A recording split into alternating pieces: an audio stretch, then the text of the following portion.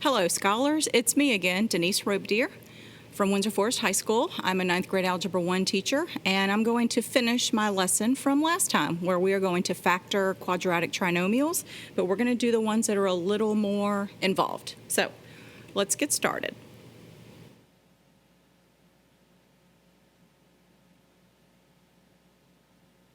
All right, so what I want to do is remind you of what we did the last time.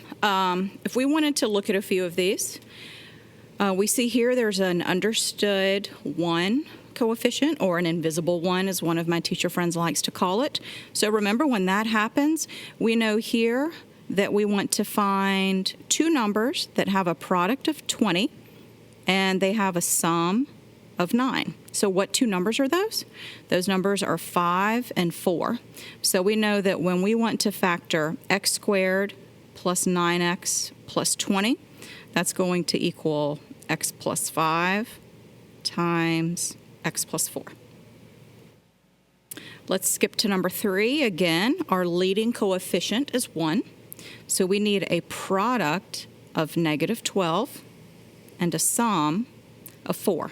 So please think of two numbers that multiply to negative 12, but that add to 4. Those numbers, remember, have to be opposites because we have a negative product.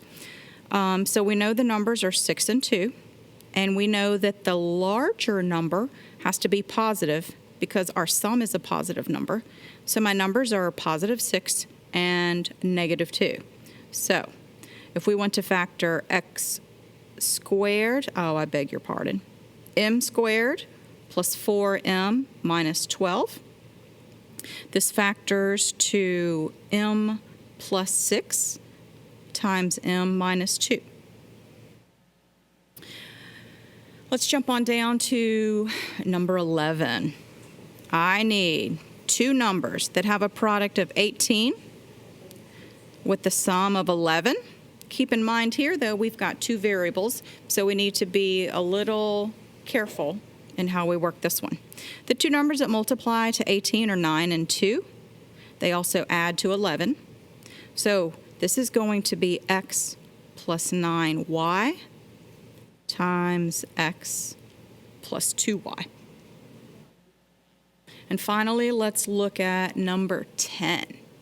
Okay, the product I need is 15.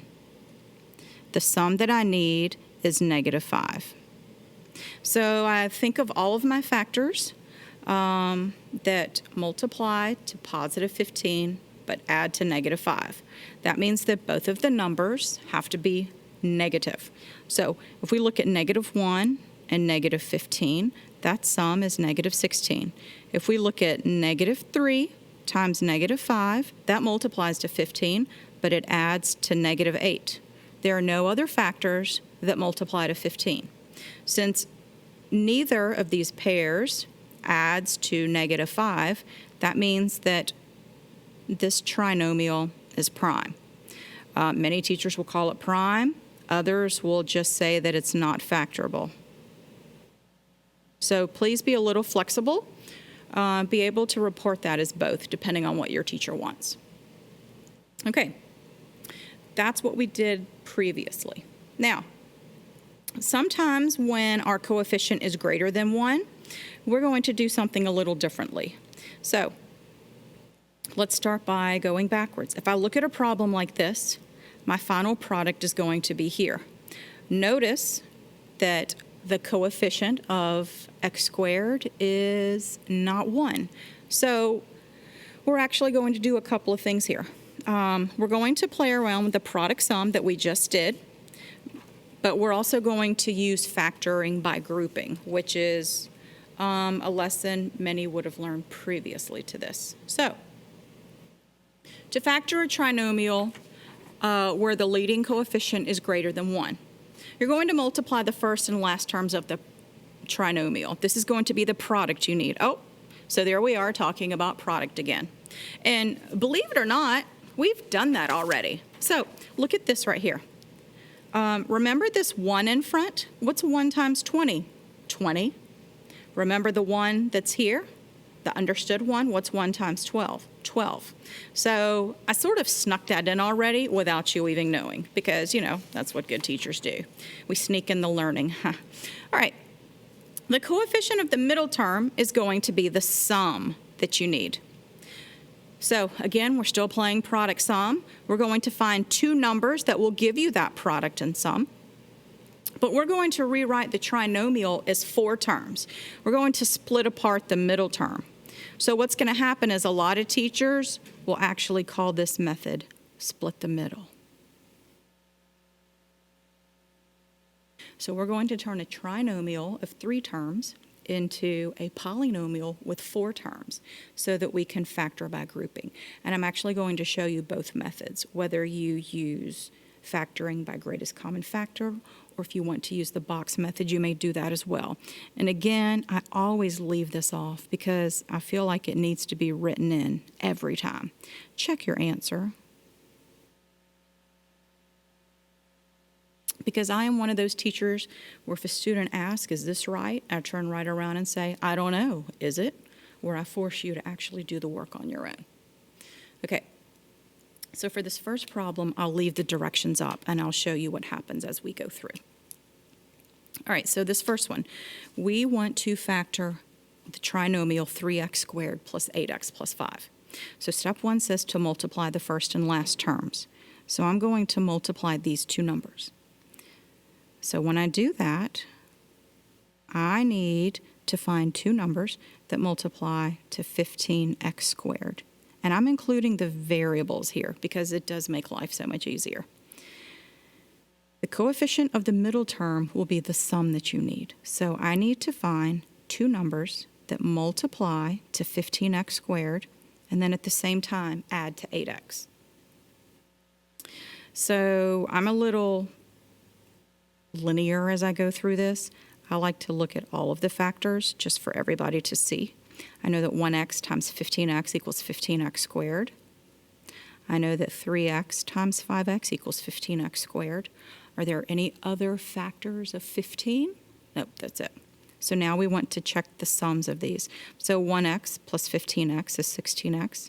3x plus 5x is 8x. And look, there's our winner. This is how we want to break up our 8x term. So when we go back to our problem, we're going to keep 3x squared as 3x squared. But we're going to break up 8x as 3x plus 5x. And then we're going to bring down our plus 5. Think about it. We just uncombined like terms that we did whenever we FOIL. Now, look at these two terms right here. What is their common factor? Their common factor is 3x. When we factor out the 3x, we're left with x plus 1. Then we're going to look at these two terms. What's their common factor? Their common factor is 5. When we divide that out, we're left with x plus 1. And again, you're going to notice here that we've got an x plus 1 in both of those. So I'm going to go ahead and take out that x plus 1. When I take out that x plus 1, what am I left with? Well, I'm left with 3x plus 5. So I'm going to bring those down as they are. So let me remind you, we're factoring out the x plus 1 in both of those. Look what's left. I've got the 3x, and then I've got that plus 5 left over. So that is actually going to be what comes down here. Okay? So how does that factor? It factors to 3x plus 5, which is the result of the two common factors, times the binomial x plus 1, which was sort of the common factor there. So that's one way to factor. I'm going to show you another way where I still do the same method here, so I'm not going to repeat that. I'm actually going to take these 4 terms here, and I'm going to put them in my array or my box. That's just the easier way for me to describe it. Now, previously, whenever you learn to FOIL, a lot of you learned this method where we put the numbers out here and we filled in what was inside. Well, remember, math is one of those things that you learn forwards and backwards. That was the forward method. Now we're going to go backwards from that. See how I have 4 spaces here? Well, I'm going to actually fill in those spaces with these 4 terms. I've got 3x squared plus 3x plus 5x plus 5. Now, I want to look at my greatest common factor. In this column, my greatest common factor is x. In this column, my greatest common factor is 1. Now, when I look at the rows, what's my greatest common factor here? My greatest common factor is 3x. And what's the greatest common factor here? Well, it's positive 5. So, if I look here, I've got x plus 1, and then I've got 3x plus 5. And hopefully you'll notice, oh my goodness, it's the same thing here. Okay? So, I've shown you 2 different methods to factor by grouping. I tell my students, you choose. There are some places here where you have a choice. So you decide which one of these methods you like better, and I want you to use that method for every single practice problem that you do, okay? So I'm going to leave this up while we do the next one. And most of your teachers will give you options for that as well. There are other teachers who teach this in a totally different way. Everybody has some neat method. So there are other ways. When you Google this, you'll see that this is not the only one, but this is the one that works for me. It builds on the foiling that you learned in a previous unit, so that's why I like this one. Okay, for number 2, we want to factor 7a squared plus 22a plus 3. So I multiply my first and my last. I need to find 2 numbers that multiply to 21a squared, and at the same time, they add to 22a. So, what multiplies to 21? Well, 1 times 21. So if we look at 1a times 21a, we do get 21a squared. And then what do they add up to? Oh gosh, look at that. They add up to 22a. So I know that those are the 2 that I want to use. So I'm going to do the same thing that I did previously. I'm going to bring down 7a squared. I'm going to rewrite 22a as 1a plus 21a. And I'm going to bring down plus 3. Okay, really, Robider, do I have to write out this 1a? No, if you want to write it as a, by all means, please write it out as a. But for me, when I'm first teaching this, you want to sort of see that there is a value there, and it does help you whenever you're adding. So if you're varsity, run with it. If you're junior varsity, keep bringing it in until you bring it up to that level. All right, I've got 7a squared plus a. What is the greatest common factor there? The greatest common factor is a. When I divide out that greatest common factor, I am left with 7a plus 1. When I look at these 2 terms, what is my greatest common factor?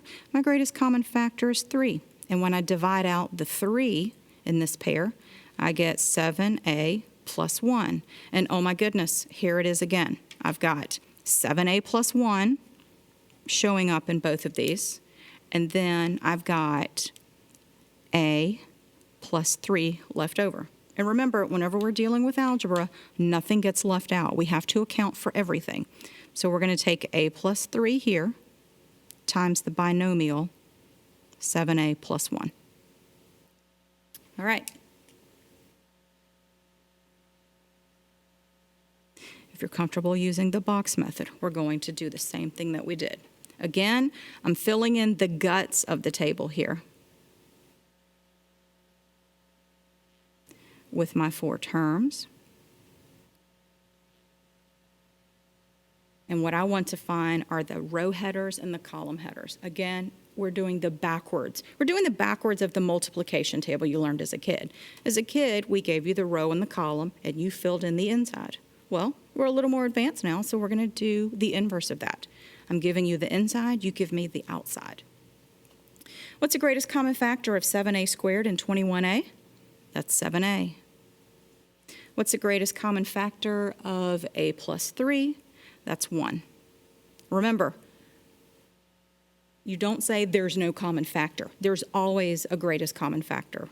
or a common factor. And that common factor is always 1. If that's the only common factor, then by default that becomes the greatest common factor. Now let's look at our rows. What's the greatest common factor of 7a squared and a? Well, it's a. And then what's the greatest common factor of 21a and 3? Well, that's a positive 3.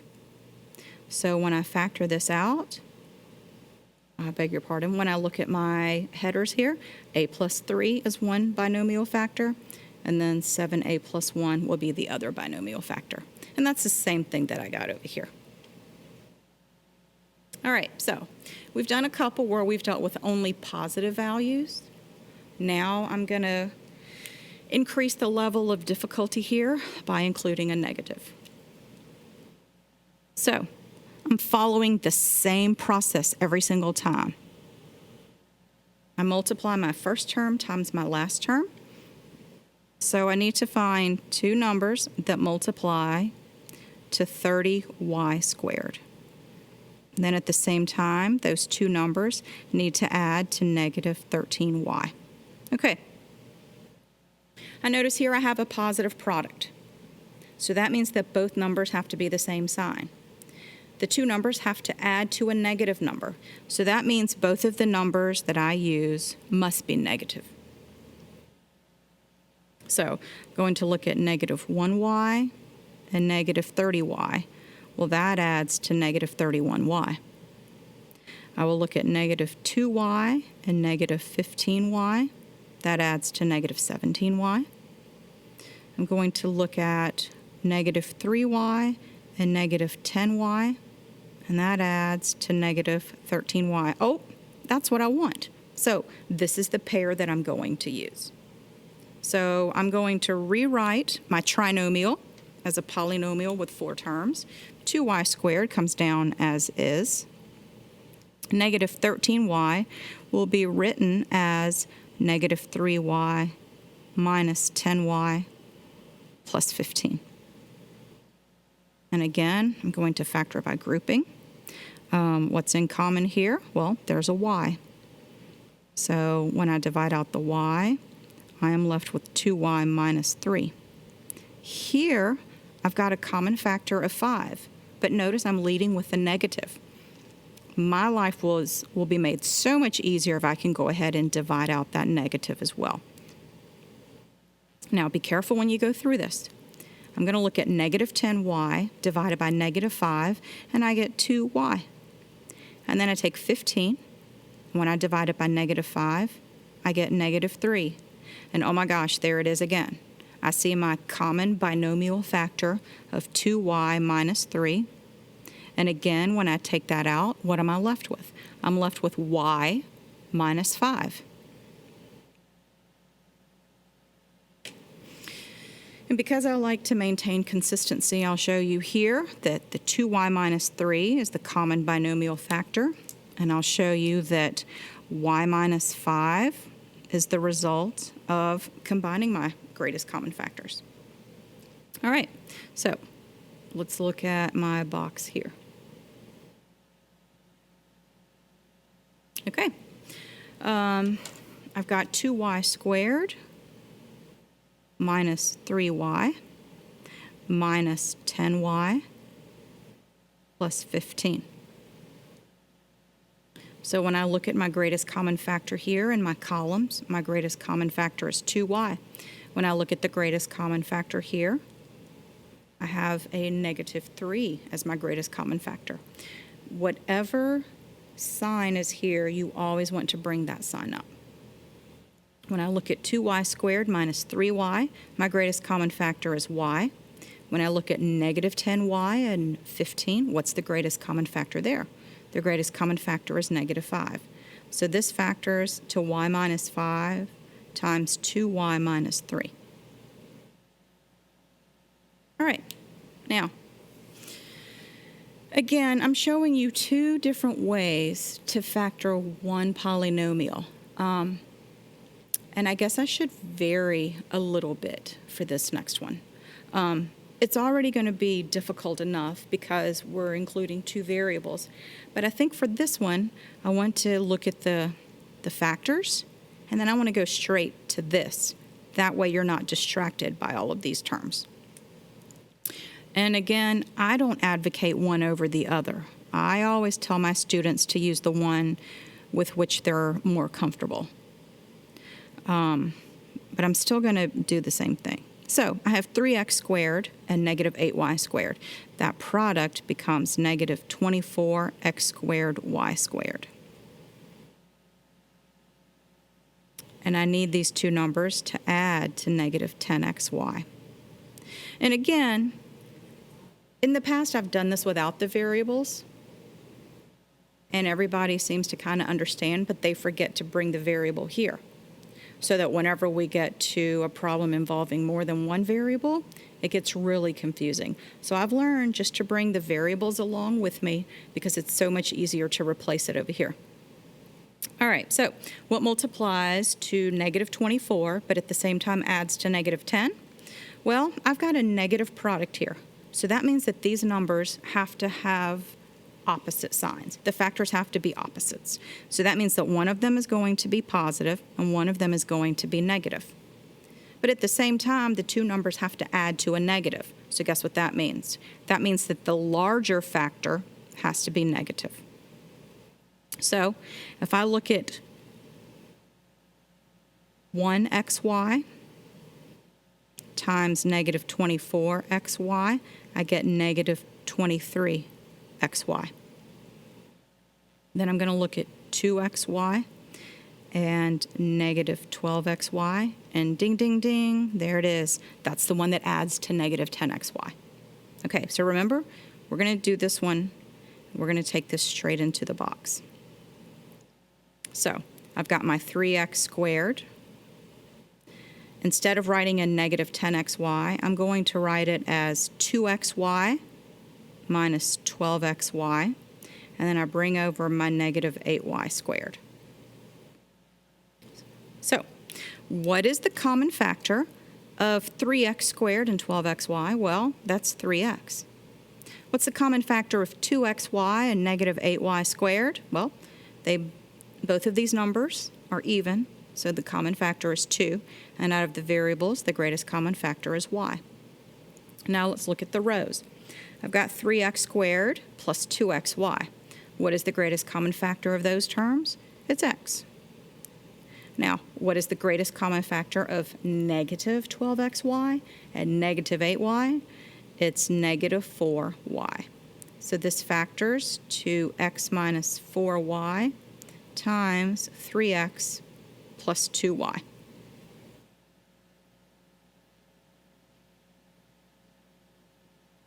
Now let's factor this one by grouping, by just writing out the numbers. So this is 3x squared.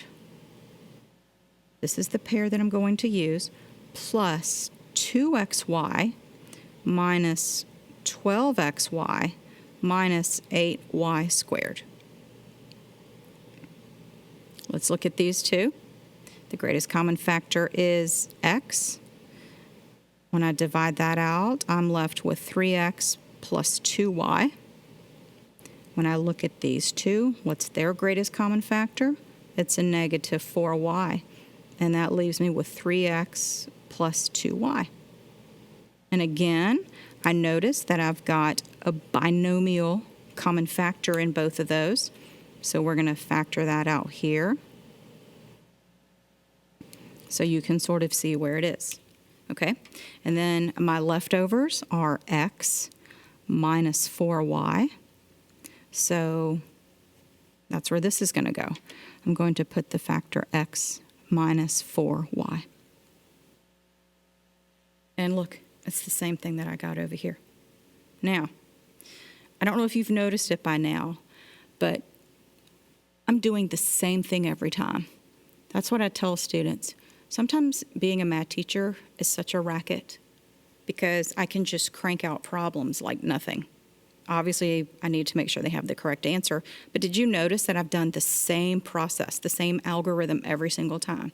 I just changed the coefficient, I changed the middle term, I changed the last term, and to mix it up, I switched the variables around. This time I'm going to use xy. Next time I'm going to use mn. Hopefully you've noticed that we are doing the same thing. The only thing that changes are the numbers involved, the variables, the signs, but you have to be on your toes with multiplying and adding integers. That will really help you here. So if you've not done so yet, please start reviewing adding integers, subtracting integers, multiplying and dividing. Even if you know them, it never hurts to review it. That's one of those things where you're always in practice. I'm going to skip to number 6 because you know I always have to throw in a special case, and this is one of those. So I'm going to use the same process. I've got 12r squared plus 3s squared. So I've got to find two numbers that multiply to 12 times 3, 36 r squared s squared. And at the same time, those numbers have to add to negative 11 r squared. Both of these numbers have to have the same sign because we have a positive product. And both of those numbers have to be negative because when you add two negative numbers, the sum is a negative number. So I'm going to go ahead and take care of that there. Both numbers must be negative, both factors. So we look at negative 1rs and negative 36rs. That adds to negative 37rs. We move on to negative 2rs times negative 18rs. When we add, we get negative 20rs. Negative 3rs times negative 12rs multiplies to 36r squared s squared, but it adds to negative 15rs. Look what's happening here. Our numbers are getting closer to 0. Our sum is getting closer to 0, and we want to try to get to negative 11. So slowly but surely we're going there. And that's the reason that I tried to have some sort of method here. I don't really want to just willy-nilly think of factors. I want to have some kind of order because I can always notice a pattern. And also my 6th grade teacher taught me 1 times 36, 2 times 18, 3 times 12. If you do it that way, all of your factors of 36 are in a nice row, already ordered. Okay, I'm almost there. I bet my next pair will add to negative 11. So the next factors of positive 36 are negative 6 and negative 6. When I add these, I get negative 12rs. But what happens? You'll notice here that these are the same term. I cannot go any further. The next term that would follow this list will be 9, which I've already used with 4. Do I have any factor pairs that add to negative 11rs? No. So guess what? This is prime. Or you can also say it's not factorable. Again, the teacher decides which answer they like. I believe on the end of course test they like to say that it's not factorable. So we'll see. I skipped this one on purpose because this is one that you want to try on your own. So you can decide if it's right or not by multiplying it out. But I'll tell you that this is 2m plus 5n times 3m plus 2n. If you look on any of the websites, everybody has a different way to factor trinomials. Your teachers are all going to have different methods for factoring trinomials. My suggestion is don't skip around and try all of them. Find the one that works the best for you and use that one every single time. Because if you're consistent in your method, then you'll consistently find the correct answer. All right, that's it for today. We'll see you next time.